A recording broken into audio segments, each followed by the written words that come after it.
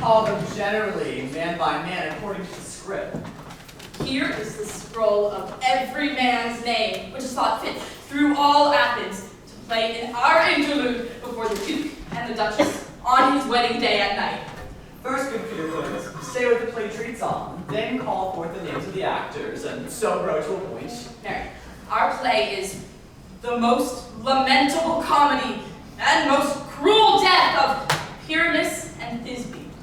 A very good piece of work, I assure you, and merry.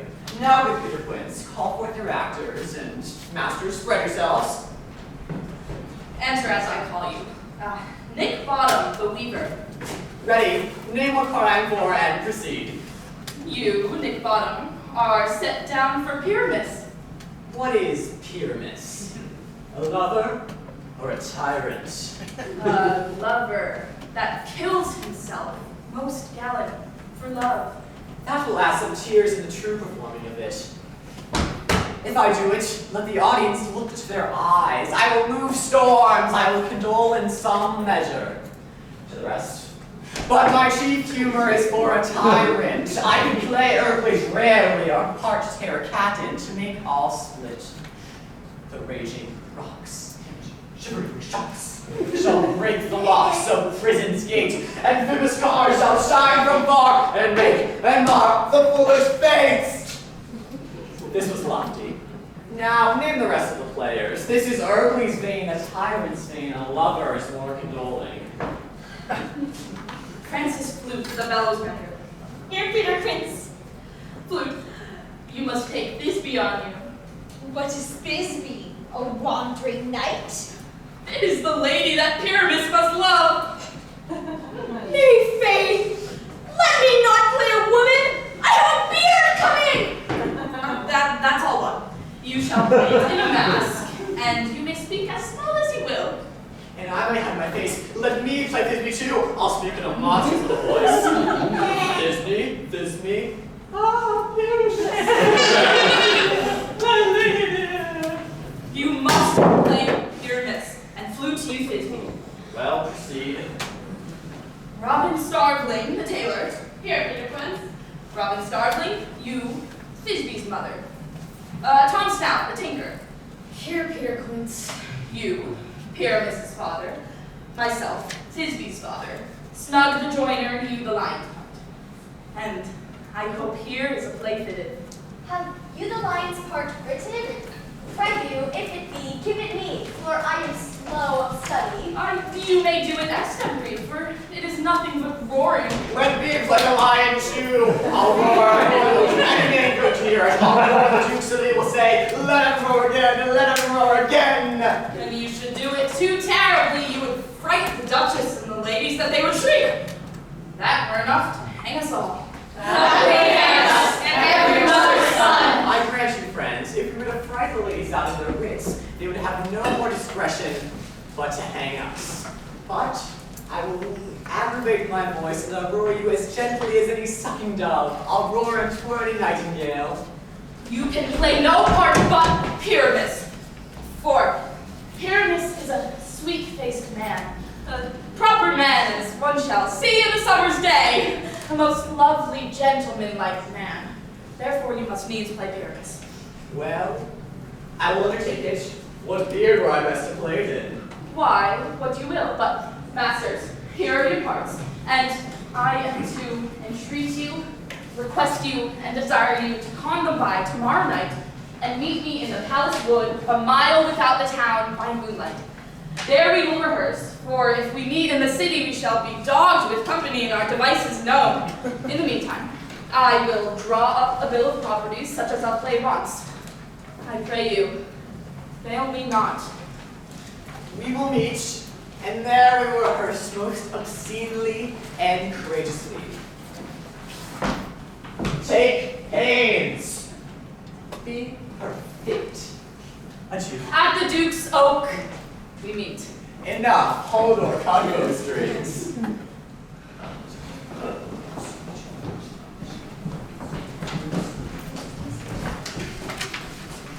Are we all met?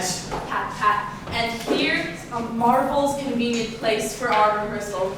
This green plot shall be our stage, this hawthorn brake our tiring house, and we will do it in action, as we will do it before the Duke. Peter Quince. What sayest thou, Bully Bun? There are things in this comedy of Pyramus and Thisbe that will never please. First, Pyramus doth draw a sword to kill himself, which the ladies cannot buy. How answer you to that? By'r Lincoln, parlous fear. I believe we must leave the killing now, when all is done. Not a witch. Write me a prologue, and have that prologue seem to say that we do no harm with our swords, and that Pyramus is not killed indeed. And for the more better assurance, tell them that I, Pyramus, or not Pyramus, the bottom Louiser, this will put them out of here. Well, we will have such a prologue, and it shall be written in 8 and 6. No, make it 8 and 8. Will not the ladies be afeard of the lion? I fear it, I promise you. Masters, you ought to consider yourself to bring in, God shield us, a lion among ladies is the most dreadful thing, for there is not a more fearful wild fowl than a lion living. But we ought to look to. Therefore, another prologue must tell he is not a lion. Nay, you must name her name, and let half her face be seen through the donkey's neck, and let her speak through it, saying thus, which is some defect. Ladies, or fair ladies, or I would wish you, or I would request you, or I would entreat you, not to fear, not to tremble, my life for yours. If you think I come hither as a lion, to pity on my life, I am a man as other men are. And then she must name her name, and let it be known that she is Snub the Joiner. Well, it shall be so. But there is 2 hard things, that is, to bring moonlight into a chamber, for, you know, Pyramus and Thisbe meet by moonlight. Doth the moon shine that night we play our play? A calendar, look in the almanac, find out moonshine, find out moonshine.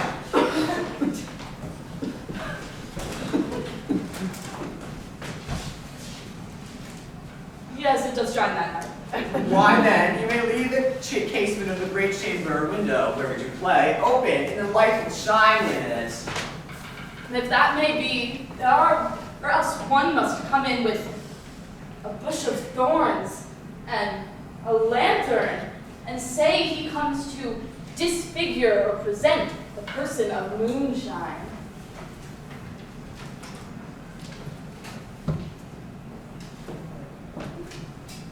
And what about wall? But you can never bring in a wall.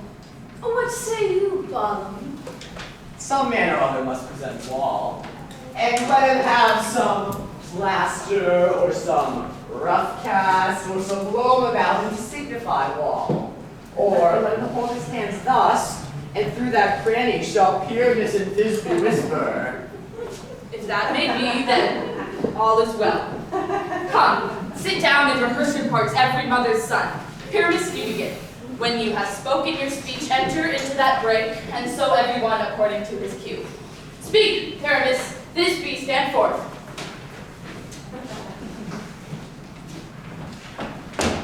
Thisbe, the flowers of odious savor sweet. Odors?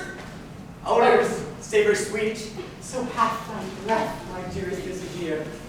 But hark, a voice, stay out here a while, and by and by I will to thee appear. Must I speak now? Aye, Mary, must you, for you must understand he goes but to see a noise he heard, and is to come again.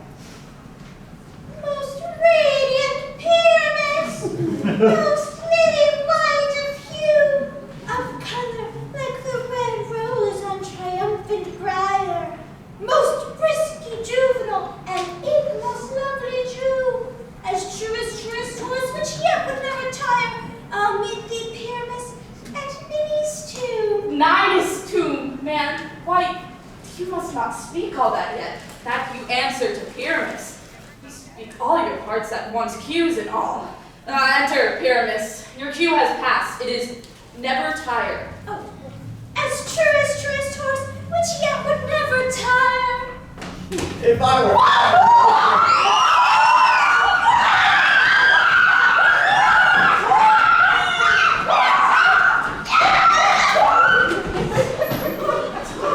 Why do they run away? This is a knavery of them to make me fear. Bottom, thou art changed! What do I see on thee? What do you see? You see an asset of your own, do you? Oh,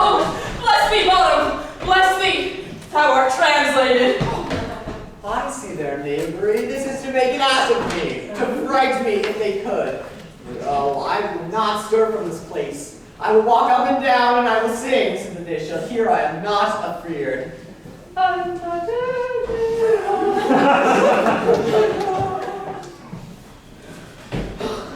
you sent to Bottom's house? Has he come home yet? He cannot be heard of. Out of doubt, he's transported. If he come not, then the play is marred. He cannot forward, doth it? It's not possible. Not a man in all Athens able to discharge Pyramus but he! No, he hath the best wit of any handicraftsman in all of Athens. Yea, and the best person too. He's a very paramour for a sweet voice. You must say paragon. The paramour is, God bless us, a thing of naught. Masters, the Duke is coming from the temple with 2 or more lords and ladies more married. If our sport had gone forward, we had all been made men. Oh, sweet bully Bottom!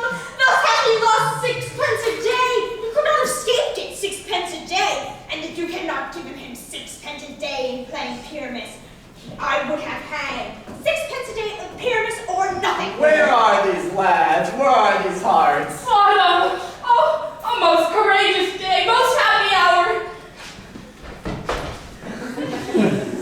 Masters, I am to discourse wonders, but ask me not what, for if I tell you I am no true Athenian, I will tell you everything right as it fell out. Let us hear, sweet Bottom.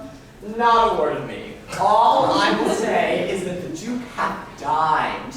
And get your apparel together, put strings to your beards and ribbons for your pumps. Meet presently at the palace. Every man look o'er his part, for the short and the long is our play is preferred. In any case, let that and play Thisbe have clean linens, and the body for the lion not pare her nails, for they are to hang out to the lion's claws. And, most dear actors, eat no onions or garlic, for we are to utter sweet breath, and I will not doubt but to hear them say that it is a sweet comedy. Now, no more words. Away! Go away! Here come the lovers, full of joy and mirth. Joy, gentle friends, joy and fresh days of love accompany your hearts. More than to us, wait in your royal locks and war your pen. Come now, what masks, what dances shall we have, to wear away the long age of 3 hours before our after-supper and bedtime? Where is our usual manager of mirth? What revels are in hand? Is there no play to ease the anguish of this torturing hour? Here, mighty Theseus from Philostrate. There is a brief Henry sports right. Make choice of which your highness will see first. Not sorting with the nuptial ceremony. Ooh, a tedious brief scene of young Pyramus and his love Thisbe. Very tragical mirth. Merry and tragical, tedious and brief. That is hot ice and wondrous strange snow. How shall we find the concord of this discord? A play there is, my lord, some 10 words long, which is as brief as I have known a play. But by 10 words, my lord, it is too long, which makes it tedious. For in all the play, there is not one word apt, one player fitted. And tragical, my noble lord, it is. For Pyramus therein doth kill himself, which, when I saw rehearse, I must confess, made mine eyes water with more merry tears the passion of loud laughter never shed. What are they meant to play? Hard-handed men who work in Athens here, which never labored in their minds till now, and now have toiled their unrest memories with this same play against our nuptial. I will hear that play. And we will hear it. For never anything can be amiss when sinfulness and duty hinder it. Go, bring them in, and take your places, ladies. I love not see wretchedness or charge, and duty in his perishings. Why, gentle sweet, you shall see no such thing. He said they can do nothing of this kind. The kind are we, to give them thanks for nothing. Our sport shall be to take what they mistake. And what poor duty cannot do with noble respect, take it in might, not merit. Where I come, great clerks have purposed to greet me with premeditated welcomes, where I've seen them shiver and look pale, make periods in the midst of their sentences, throttle their practiced accents in their fears, and in conclusion dumbly have broke off, not paying me a welcome. Trust me, sweet, out of this silence yet I picked a welcome, and in the modesty of fearful duty, I read as much as from the rounded tongue of saucy and audacious eloquence. Love, therefore, and tongue-tied simplicity, in these speak most to my capacity.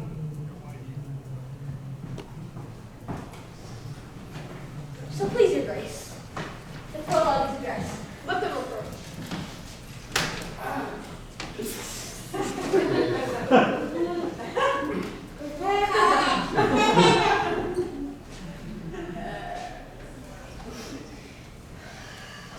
If we offend, it is with our good will. That you should think we come not to offend, but with goodwill. To show our simple skill, that is the true beginning of our end. Consider, then, we come but in despite.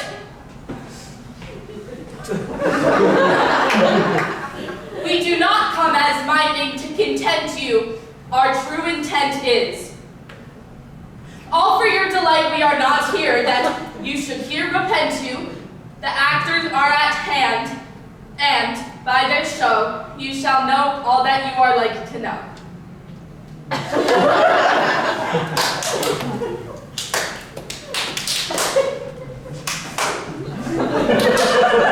This fellow doth not stand upon points. He hath written his prologue like a rough cult. He knows not to stop. A good moral, my lord, not to speak, but to speak through. Indeed, he hath played on his prologue like a child on a recorder. A sound, but none in government. His speech was like a tangled chain, nothing impaired, but all disordered. Who is next? Oh.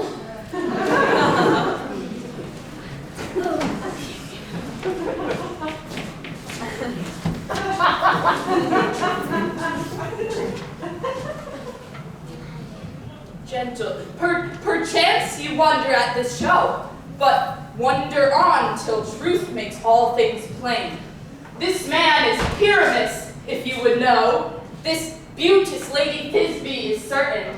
This man with line and rough cast doth present wall, that vile wall which did his lovers sunder, and through walls shake, and through walls shake. Poor souls, they are content to whisper at a witch that no man wonder. This man with lantern, dog, and bush of thorn presented moonshine, for if you will know, by moonshine did his lovers think no scorn to meet at Ninus' tomb, there to woo. This grisly beast, which Lion had created, the trusty Thisbe, coming first by night, did scamper away, or rather did a fright, and as she fled, her mantle she did fall, which Lion, vile with bloody mouth, did stain. Pyramus, sweet youth and tall, and finds his trusty Thisbe's mantle slain, whereat with bloody blameful blame, he bravely rose at his boiling holy breast, and Thisbe, tarrying in mulberry shade, his dagger drew and died.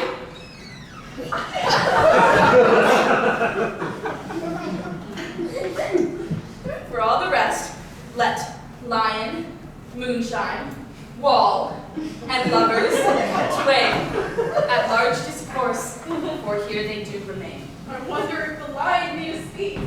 No wonder, my lord, one lion may when many asses do.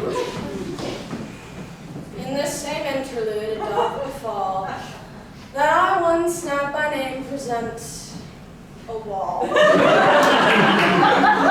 such a wall as I would have you think, had in it a crannied hole or chink, through which the lovers, Pyramus and Thisbe, did often whisper very secretly.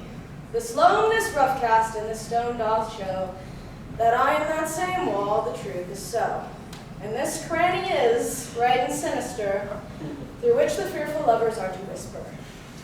Would you desire the lion and hair to speak better? It is the wittiest partition that ever I heard discourse, my lord. Pyramus shoves near wall. Silence! Oh, grim look night. Oh, night. Night with you so black. Oh, night, whichever art when day is not. Oh, night, alack, alack, alack. I fear my Thisbe's promise is forgot. But thou, wall, oh sweet, oh lovely wall, that stands between her father's ground and mine, show me thy cheek to blinker with mine eye. Thanks, courteous wall, judge him well for this. But what see I? No Thisbe do I see, oh wicked wall, from whom I see no bliss. Curse me thy stone for thus deceiving me. Wall, methinks, being sensible, should curse again. In truth, sir, he should not. Deceiving me is Thisbe's cue. She is to enter now, and I am to spy her through the wall. This wall path, as I have told you. Yonder she comes.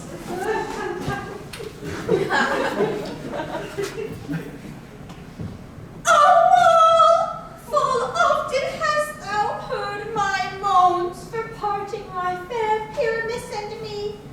My cherry lips have often kissed thy stones. Thy stones with mine hair knit up in thee. I see a voice. I look at the chink to spy, and I can hear my Thisbe's face. Thisbe, My love! Thou art my love, I think. think what thou wilt. I am my lover's grace, and like Lyman, you're my trusty still. And I, like Helen, till the fates me kill. Not Shaftless, but Procris was so true. As Shaftless to Procris, I to you. Oh, kiss me to the whole this vile wall. I kiss the wall, at your lips and all. Little thou weeks to meet me straight away. Tide life, tide death, I come without delay.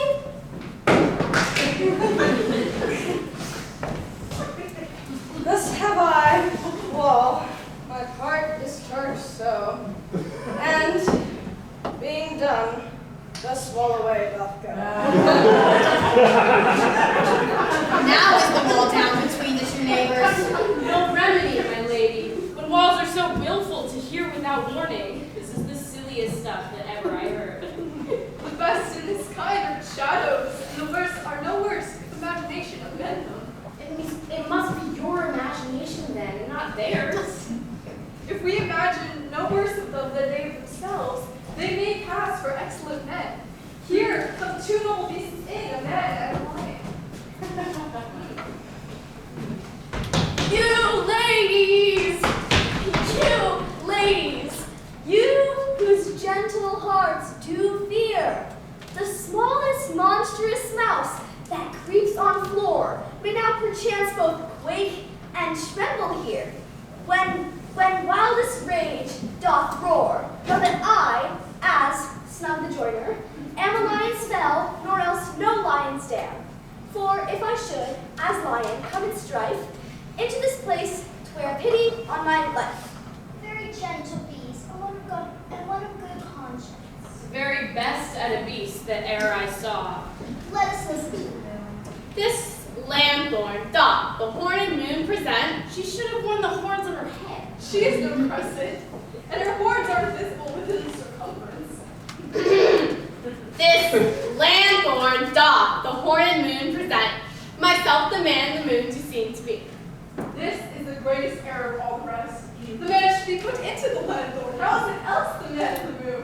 She dares not come for the candle, for you see, it is already the sun. Oh, I'm weary of this moon. What she would change? It appears by the small light of discretion that he is annoying. Yet, in courtesy, in all reason, we must stay the time. Proceed, Moon. All that I have to say is that this lanthorn is the moon. I, the man in the moon, this thorn bush, my thorn bush, and this dog, my dog. Why, all these should be in the lanthorn, for all these are in the moon. But silence. Oh.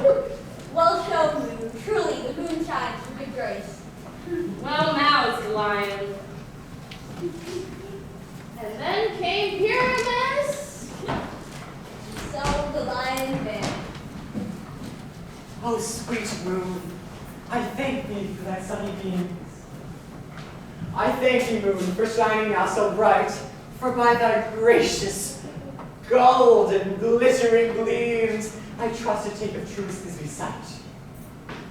But stay, in spite of mark or might, what dreadful dole is here? Eyes, do you see? How can it be? Oh, dainty duck, oh dear. Thy mental good, but stained with blood. Approach ye, furies fell, come, threaten, throng, quail, crush, conclude, and quell. This passion and the death of a dear friend could go near to make a man look sad. Oh, wherefore, nature, this thou lion's frame, since lion vile hath the flower, my dear, which is, no, which was the fairest dame that lived, that liked, that loved, that looked with cheer. Come, tears. Out. Out sword and wound the pap of Pyramus. I that left pap were heart doth hot. Thus die I, thus. Now I am dead, now I am fled, my soul is in the sky, I am come with thy light. Moon, take thy flight. Oh, thus die I, thus, die. No, die, but an ace for him, for he is but one. Less than an ace man, for he is dead. He is young. With the help of the surgeon, he might yet recover and get proven ass. Talia's moonshine is gone before Thisbe comes back and finds her lover. She will find him by starlight. Here she comes, and her passion ends the play. Methinks she should not use a long one for such a Pyramus. I hope she will be brief. Most will turn the balance, which Thisbe is the better. He for a man, God warrants us, she for a woman, God bless us. She hath spied him already with her sweet eyes. And thus she means, Delicate! Asleep, my love? What? Dead, my dove? Oh, Pyramus, arise! Speak! Speak! Quite dumb. Dead! Dead! A tomb must cover thy sweet eyes. These lily lips, this cherry nose, these yellow cowslip cheeks are gone! Are gone! Oh, sisters three, come to me with hands as pale as milk. Lay them in gore, since you have shore with shears this thread of silk. Tongue, not a word. Come, trusty sword, come blade my breast to brew. And farewell, friends. Thus Thisbe ends. Adieu, adieu,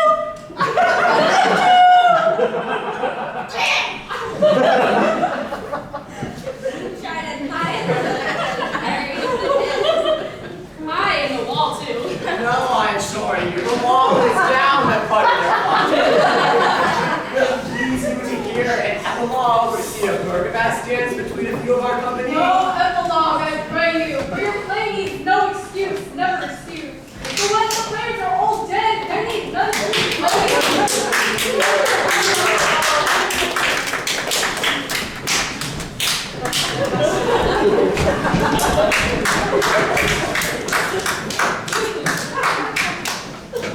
The iron tongue of midnight hath told 12. Lovers, to bed, 'tis almost fairy time. I fear we shall outsleep this coming morn as